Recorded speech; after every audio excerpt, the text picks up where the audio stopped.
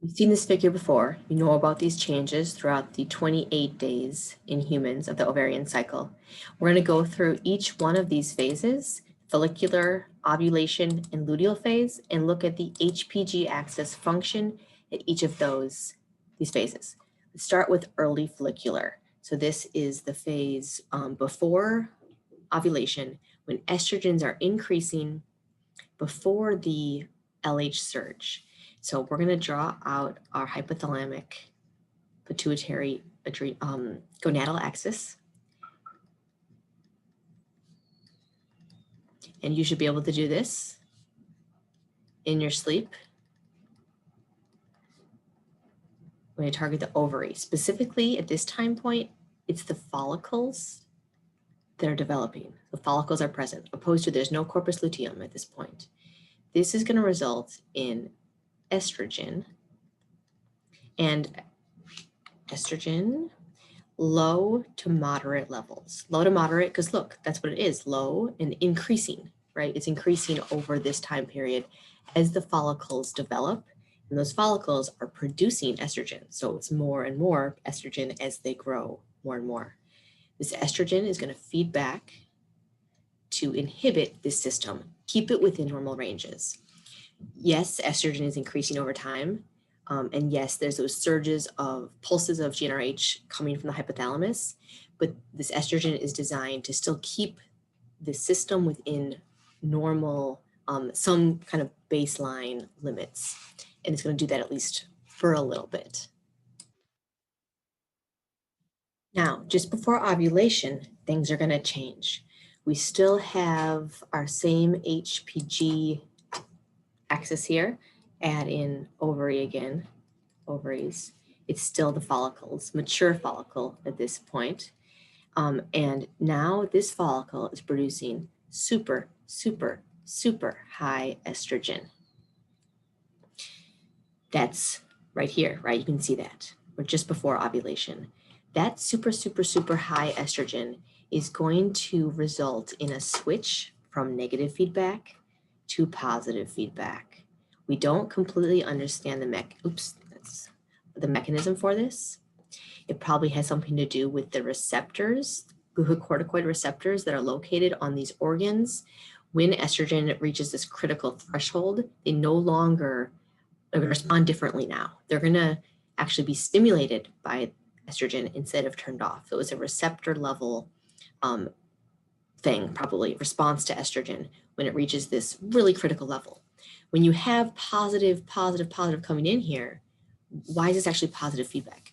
Well, the whole thing's turning itself on. That's going to result in this surge of luteinizing hormone. Follicle stimulating hormone as well. You can see that. That's what happens right here. These surges are due to the positive feedback that estrogen, high levels of estrogen induces. The LH surge is important because that's what's going to cause ovulation.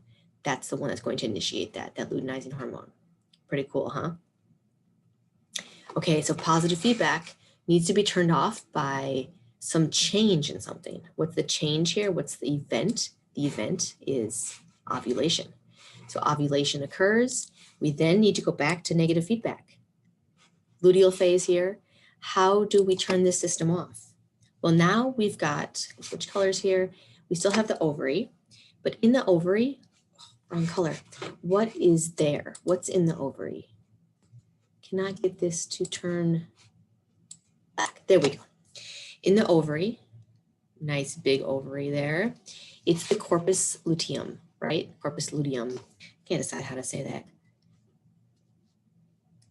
Corpus luteum. The corpus luteum does not produce estrogen. It produces progesterone. Actually, I'm sorry, I'm just going to write really big P and inhibin. Those two things produced by the corpus luteum are going to feed back and turn off the system. Why didn't they before this? They weren't produced in high levels. Look, here they are, produced by the corpus luteum.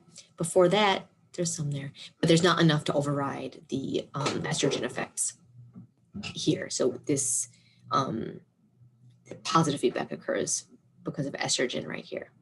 So these two hormones cause negative feedback to kick back in, and the LH surge is no longer. We've turned off the system. That's good because we don't want anything else to happen at this point. The egg is released.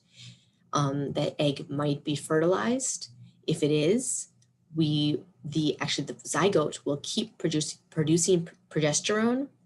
The zygote will keep producing progesterone in order to keep this system turned off and prevent follicular genesis again, right? So if you have progesterone constantly high, you will not have follicular development begin again. This cycle won't start over again. And the follicle won't develop. You won't ever bleed. The menses won't happen.